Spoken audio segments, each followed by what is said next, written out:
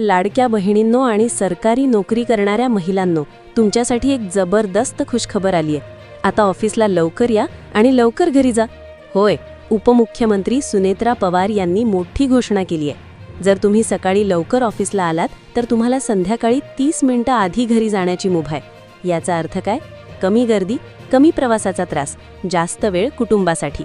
इतकंच नाही, 180 दिवसांची प्रसूती रजा, महिलांसाठी नवीन धोरण, सुरक्षिततेसाठी कडक कायदे, म्हणजे आता महिलांसाठी काम आणि घर = परफेक्ट बॅलन्स। तर ही योजना तुम्हाला कशी लागू होणार, पूर्ण माहिती जाणून घेण्यासाठी हा व्हिडिओ शेवटपर्यंत नक्की बघा। नमस्कार मित्रांनो, महाराष्ट्र सरकारनं राज्यातील महिला सरकारी कर्मचाऱ्यांसाठी एक अत्यंत मोठा आणि दिलासादायक निर्णय घेतलाय। उपमुख्यमंत्री सुनेत्रा पवार यांनी विधान परिषदेतील आपल्या पहिल्याच भाषणात महिलांसाठी लवकर या लवकर जा ही विशेष योजना जाहीर केली आहे।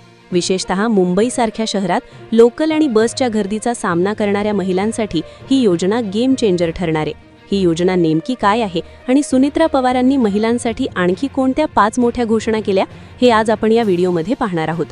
लवकर या लवकर जा योजना काय आहे? मुंबई, पुणे यांसारख्या शहरात महिलांना सकाळी ऑफिसला पोहोचताना आणि संध्याकाळी घरी जाताना प्रचंड गर्दीचा सामना करावा लागतो।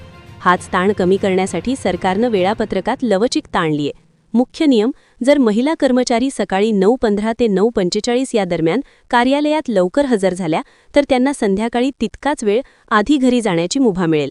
सवलत: जास्तीत जास्त 30 मिनिटं लवकर घरी जाता येईल।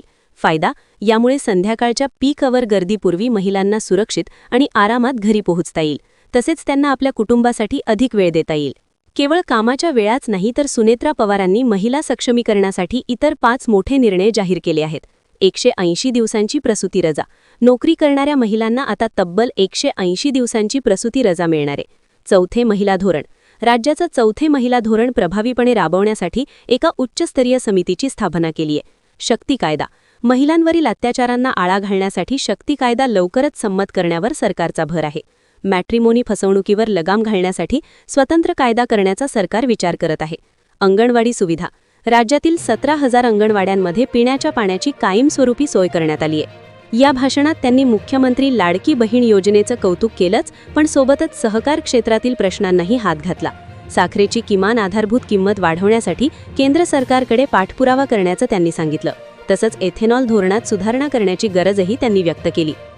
तर मित्रांनो, लवकर या लवकर जा या निर्णयामुळे महिला सरकारी कर्मचाऱ्यांचा प्रवास सुसह्य होईल असं तुम्हाला वाटतं का? तुमच्या प्रतिक्रिया कमेंट्समध्ये नक्की सांगा। अशाच ताज्या घडामोडींसाठी आपल्या चॅनलला सबस्क्राईब करा आणि हा व्हिडिओ आपल्या सरकारी कर्मचारी मैत्रिणींसोबत शेअर करायला विसरू नका। धन्यवाद।